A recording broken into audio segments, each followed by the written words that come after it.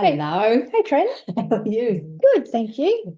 We're going to do something different, but before we do, we're going to choose a card. Oh, We're okay. going to choose a card. We're going to use the light seers, something different. Okay. All right. Yes. You're So going to choose it today? I'm going to choose it today. Excellent. Let's just see what we need to bring into our awareness for the episode. Yes, for the episode. The episode. So, oh, okay, that's the one. Oh, we have this Five of Swords on with the light seers deck, the Five of Swords. And I'm actually looking at the crow that's standing on his shoulder. It's almost like I don't know how to relate this to the episode, but it's very much he's up in his head, but he's got somebody like the crow sitting on his shoulder going, it's okay. It will be okay. It will be okay. You know, and quite literally, you've let a lot go. You just need to get out of your head. Yeah, get out of your head, right? Get out of your head. Don't have to believe everything you hear, do you? No. And it almost feels like that somebody is yelling, like the crow is yelling at him, but he just can't hear. You know? So are we not hearing certain messages? Are we too up in our head about certain things and we are not hearing what we really need to hear? Interesting for what the topic is today. Yeah. Right. So this is a different thing. And it might be, for some of you, you're like, what? What? Yes. And for others, it might be, so what does that actually mean? But you don't want to get your head in your head about what we're going to talk about, because you can take it or leave it. Exactly. But because I'm just sort of noticing the light that's on the side of the deck, on the side of the card. It almost feels like that there is a light coming. The light is being shone on certain things. Yeah. It's like a new connection. A new connection, isn't it? Yeah. Yeah. Interesting card, that. It was very different because the Five of Swords in the Rider-Waite is very different to this one, isn't it? Yeah, it's about conflict, right? Whereas this seems to be more, you're conflicted in your head. Yeah, the thoughts are getting too much. Yeah, with new information, I think. Curious, what's the subconscious piece? Subconscious piece? piece? Like if you look at the bottom card of the deck. Six of Wands. Okay. So Six of Wands. So what Lou is talking about. So this is what I shuffled and this is what I chose. But when we talk about the subconscious piece, it's the bottom card on the deck. Yeah. And it's very much, it's really interesting. Five of Swords and Six of Wands. So it's very much, yes, we might be able in our head, but there is the way out. Yeah. And the light will definitely be shone. Yeah, I feel like that's center stage. Yeah. When I look at that. Very much. And I'm like, no, this topic will be a good topic. I hope because it will get people to think. Yeah. And again, like we've always said, take it or leave it. Yeah, absolutely. We're not saying this is, what do you call it? Truth, not truth. Set in stone. Not set in stone. Yeah. So this is just something that we think's a great idea. And Tren's done a little bit of digging around. So let's get on. So Lou, have you ever interviewed a new deck? No. No, they're right. I have not interviewed my deck, and this is why I find it fascinating. Because I'm like, maybe we should. Yeah, because it's like if we just sort of stay with the light seers, normally if I buy a new deck, it's because I love the picture on the box. It appealed to me. The picture appealed to me. And then, if we're looking at what's on the back, the cards that I think most card decks show a few cards on the back of the box. So if they appeal to me, I will buy it.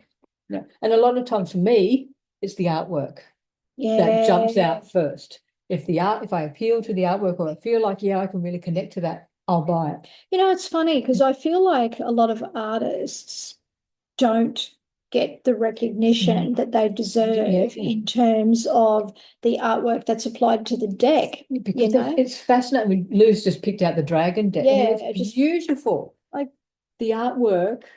And this is what we are reading is the artwork, aren't we? So again, we have to resonate with the artwork, the pictures, the images, before we can even move forward. Yeah, I feel so. Anyway.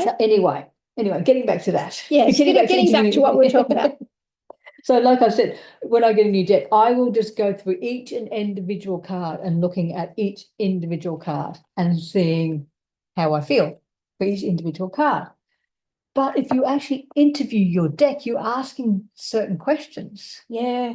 Because I'm going to say, I look at the cards individually too. I do that, and I mix them all up and spread them all around. Yeah. I do set an intention. Yes. But I haven't actually interviewed the like deck. chosen specific questions. Yeah, no, I haven't. And even if we're talking about questions we would use, but also we would probably just say I would put out shuffle and give it a bloody good shuffle because I want them to be mixed up. I want my energy to go into the deck. And that's also most times when they are put in their box, they are put in major arcanas and then the suits. Yeah. So you need to shuffle. Yeah, I tend to completely mix them up. Like I'll lay them out and then completely mix them up. Yeah. So you could ask your questions. So we were talking about our questions. So if I've got my new deck, my first question would be, what is it as a deck that you need from me? Because it's fine we're asking the deck questions, but it's also it's a working relationship. I'm going to say it's a relationship, right? It's a working relationship. Yeah. So if I'm going to ask these questions, I'll need a spread. So how many? I've got 6 or 7. So if I've got 6 or 7 questions, I will just lay them out. They're all upside down, but I will just lay them out probably 2 rows of 3. I'm not going to do I'm not going to do a big involved complicated spread because that's just why I can't do it. So I would just lay them out, 3 cards, 2 rows, maybe something like that, for however many questions I've decided I'm going to ask. But like I said, I'm not going to do a big 10, 15 card spread because who's got the time for that sometimes? But so my first question would be, what is it as a deck that you need from me? So I know I'll write this, I will put a little Facebook thingy up with the questions so you can interview your own decks, exact shoes. As a deck, so my next question, as a deck, what are you here to teach me? What are you here to teach me? Because even though I'm using this as my tool, as my working deck, it's still me. And I'm going to get the information from my deck that sometimes may have been, I needed something, an image to bring something up from my subconscious that I have been ignoring or squashing. And this deck, what is it going to teach me about myself? Probably more so, I would say. Interesting. And then how can I best learn and collaborate with the deck? Because even though the deck is teaching me, it's fine. Teach me whether I take it in or not is another thing. That's true. I need to learn. And find out the best way to collaborate with the deck. Because, you can have this deck, you love the artwork, you connect with it, but you can't read it. That's happened before too, right? Yeah. And it could be, I have a deck that I love the artwork. I just love looking at it, but I can't read it. So again, that could be something that that deck has to teach me about letting go of my limits, I suppose, or letting go of the blind spots about, oh my God, it's so different. I just can't read it, So now what is the potential outcome of our working relationship? Oh, I like that as a question. Yeah, what is our potential outcome? Because like most things, things come into our lives sometimes for a reason or a season. Using these decks might work for a season and then we go on board. But it's taught me everything. I've learned everything I could from this deck. And now it's like, okay, I need something new. It's taught me as much as I can. It can be, I'm going to use this deck for my whole working life. That's the other thing. You know what I mean? It will never, the potential is so huge. Let's put it that way. And then how can we work together for the highest good? Now, this question, and we were talking, we can do this 2 ways. We can ask, how can we work together for the highest good? And that would probably be, our clients, the collective, of asking those sorts of questions. Or how can we work together for our highest good? So that's the deck and Subtle mine. difference, but It's a yeah, very big subtle difference, difference. yeah. It's like that working together for our highest good is more personal, whereas working together for the highest good is making it, not, yeah, kind of putting it out there, isn't it? It's expanding the reach. Let's put it that way. She's been pulling cards while we've been talking about the question. Follow in a minute, yeah. So, oh my goodness. So it's really interesting. Now, they're just some of the questions you can ask. The other one is, how do you see the deck? How do you see the deck? It's a brand new deck. How do you see it? That's for us to ask. That's to us. How do I see this deck? Yeah. So we can say, how does the deck, and then we can flip it to how does the deck see us? So there's two questions in one. It's very similar to the one we're working with the highest good. Is it ours or theirs? So now this is another really interesting question. And again, Lou's got 8 cards out now, but again, you can limit the questions. That's what I think anyway. We've never interviewed decks. So this is, well, we're interviewing mine, so this will be interesting, yeah. So in what space or type of query will you best communicate? So we're asking the deck, are you going to be great for love readings, romance readings? Are you going to be great for finance and money readings? Are you going to be for relationship readings? Whatever, career readings. You're really asking what type of deck what type of query, I suppose, does the deck resonate more with? Is it going to give you better answers? Are you going to connect better with those? So the other thing is, how is this deck unique? How is this deck unique compared to all your other decks? Oh, I like that one. Because it would be you. I mean, let's just say you've got a couple of decks and you've interviewed each and every one of them. How is this new one unique to your other ones? And that's quite interesting me, because you have chosen this deck for a reason, but how is it unique? How is it unique? So if we're going with the light seers, how is it unique compared to the Rider-Waite? I'm just going to put, how is it unique? And you'll get different answers, but like, to me, Rider-Waite is quite traditional. Light seers is more modern. But I use both in my readings. So you can do, I mean, I do. You definitely can use both. And I think it's for me, it's a good way of getting more out of the reading.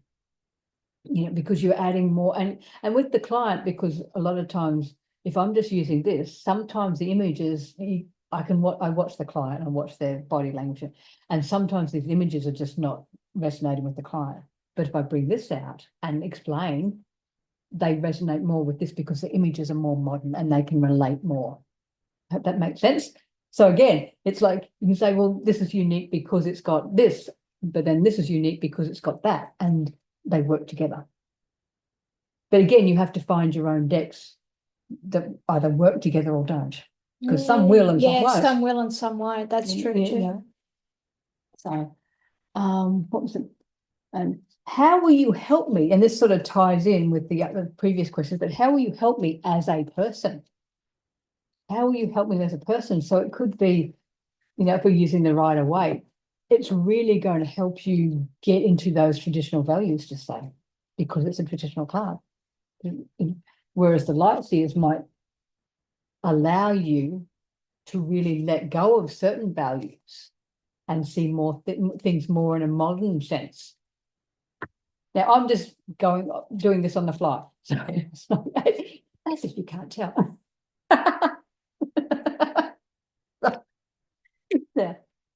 Now, what part of myself will you help me realize? And again, that ties in with how are you helping me as a person? This is what part of myself will you help me realize? What part of myself am I not aware of? What part of myself am I putting to one side or burying? Because a lot of times we do that. We squash certain areas of ourselves that we don't want to acknowledge or we don't want to know. or we don't know at all. This is interesting. This is very interesting. Very interesting. Wow. So, I mean, it was just Should we really dissect it? We're going to go in and have a look at Yeah. what Lou's deck is now telling her. Yeah, Such an interesting exercise. it is, isn't it? To do. interview. Yeah, yeah. And like Lou's deck, she's using the Rider-Waite, so her card deck is probably many years old, but it doesn't mean you still can't.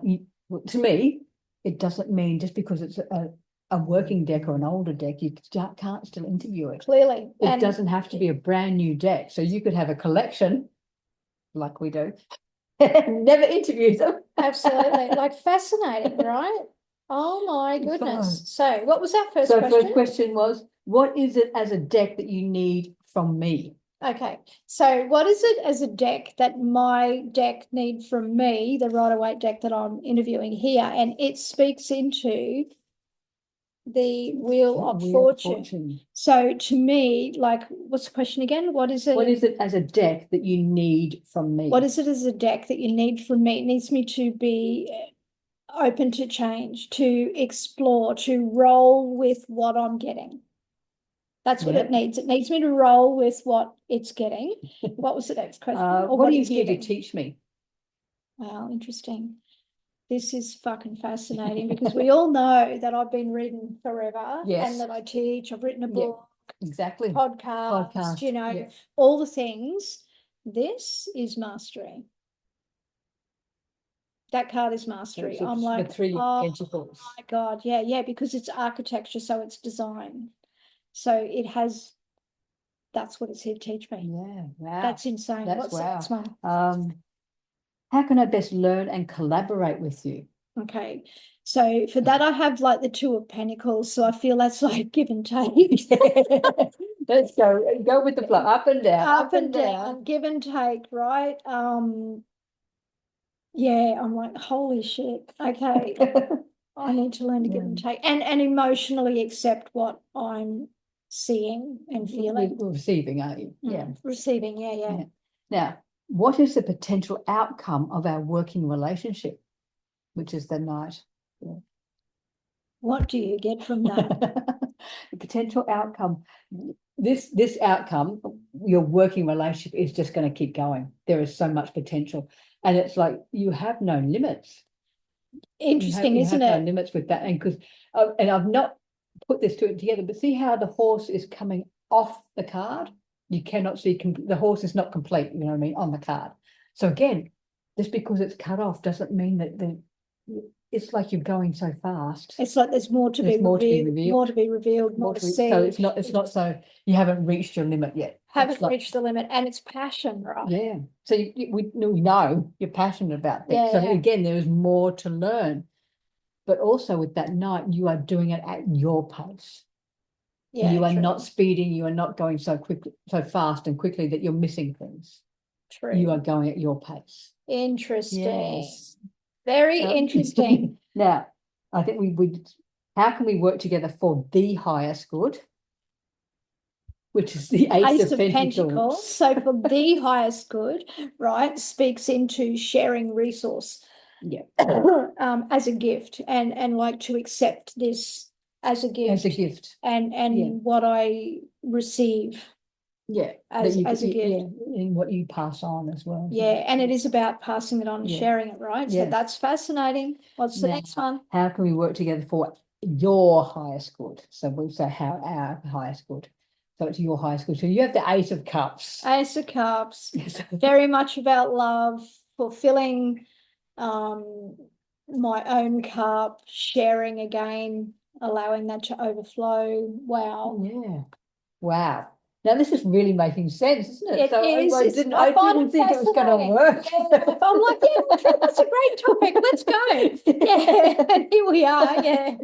So, how do you see the deck? How do I see the deck? Funny. Queen of Swords. So this would indicate that I can see it as quite a logical thing. And I do, in fact, people will come and I'm like, okay, let's look at what's analytical, Yeah. right? For someone who's as intuitive as I am, I'm fucking analytical. Yeah, funny. So, and straight to the point. I can see the deck doesn't fuck around, and it goes straight to the Straight point. to the point. Now, how does the deck see you? I love how the deck sees me. Check that out. Got the high priestess. High priestess. So it does see me as secret keeper. Yes. It sees me as being able to be that high priestess and tap into that intuition. So I'm really loving that. That's the card that came out. Lovely. Yeah. Now, this is really interesting. In what space or type of query will your deck best communicate with you? With the hidden shit. With the moon. With the moon and the hidden shit. So that then says that it speaks about reflection. So it will get people to reflect, and it will also bring up from the deep what's been hidden, whether that's subconscious stuff or whether that is just shit that needs to be seen. It needs to be acknowledged. Needs to be acknowledged. So if you guys have had a reading with me, let me know if that is in fact how that works. Yeah. So that's fascinating. Okay. Now, how is your deck unique? Okay? I have the Queen of Wands. So how is my deck unique? When I look at that, the Queen is about being comfortable in her own skin. She's quite psychic here. With that cat in there. Very open, passionate. So what was the question again? How is the deck unique? How is the deck unique? And with the Queen of Wands, I'm looking at the wand, and we all know wands are that action card. So the deck really wants to work. It's a working deck. Really wants to work. It really wants to work. I love that. I love that. I'm going to take that. And I feel that the deck itself is psychic. Yes. Yes. Now, how does the deck help me as a person? This is funny because you said it before. Understanding tradition and breaking tradition. We have the Hierophant. Being the expert, right? What was the question again? How will that deck help me as a person? It will help me to connect with that higher self, as well as understand traditions and how to break traditions and to share information. Yes, because when we see the Hierophant, it's also that specialist. You're a specialist in your field, aren't you? Yeah. You know. So so take it. So the deck is seeing you exactly how you are, aren't they? Fascinating. And then what part of myself or yourself will the deck help you realize? The Hermit. My inner wisdom. It'll help me realize my inner wisdom. It will also help me realize my growth and how to share. How to share that light. I think with the Hermit as well, and the deck is telling me that you need to take time to go within. Oh, absolutely. You got the answers. You need time. And even though sometimes you might feel like you're, oh shit, I don't know where I'm going, go within. Because you've got the answers. You're intuitive. You're just proven how intuitive. The deck is telling you you're intuitive. So funny. So we'll take a photo of that and pop that up. But that's fascinating for me. Like for someone who's read for as long as I have, and I've not interviewed my deck. I've set intention, absolutely. Yes. But I've not interviewed the deck. And for the deck to actually answer in this way is like, it's fascinating because it's so do the exercise. Do it, yes. Let us know. So even though you've interviewed your cards, you still need to connect with them. The deck has talked to you, but you still need to connect with them. So, and I would probably never do this, but sleep with your cards. Yeah, no, I've done that once and I won't do it again. And because I think, oh my God, you've got this great big 78 cards under your pillow. No. Yeah, no, I won't Pick do a few if you're going to do it. Yeah. And I thought, I'm not sleeping for 78 nights with a card under. No, that just doesn't feel right to me. Some people, I guess, feel that that's a good way to connect. For me, no, my dreams were like just too intense, and I'm like, no, I'd just rather sit and work with that. And some people like to do that, so it's definitely an option. If it works for you, do it. Yeah, do it. But to me, it just doesn't feel. Yeah, no, I don't do that. So when you are, like we said, every time we get cards, we look at each individual card. Mm. Take note of your reactions. Is it a strong reaction to a certain card? Is it a, you know? I like that. Yeah. You know, do you love it, or is it like, oh, it's okay? Or do I Yeah. really not like this? Take note of those strong reactions and then go back to them and sit with them. Meditate with the strong. So, like, if I had a strong reaction with that seven, was it Five of Swords, I would sit with it. I would look at it. I would pull it out and, okay, why am I having a strong reaction? What is the card bringing up for me? And what I would do is I would tap on it. I was just going to say, I would Tren, tap that's on what it. you're going to tap. Yeah. I would tap on it because I've had such a strong reaction to it. Why? Why has this card triggered me? And get to the bottom of it, because that's no good if that card comes out in a reading and I go, oh, that's my energy, not the client. You know what I mean? That's funny. Yeah, I like that. It's you know, self-discovery, Yeah, isn't it is. And Yeah. that's, again, that's what the deck is telling us, that we need, uses it, like you said, a self-discovery purpose, intention. Absolutely, you know. yeah. So also, because not so much interviewing your cards anymore, but you're connecting with them, do a daily draw. Keep a journal. So if this card comes out and I go, oh, hell no, write it down. You know, Yeah, I write it find down. doing a daily draw, like for myself as well as for the collective, and I admit I don't do it every day, but I do Yeah. do it most days, right? Yeah.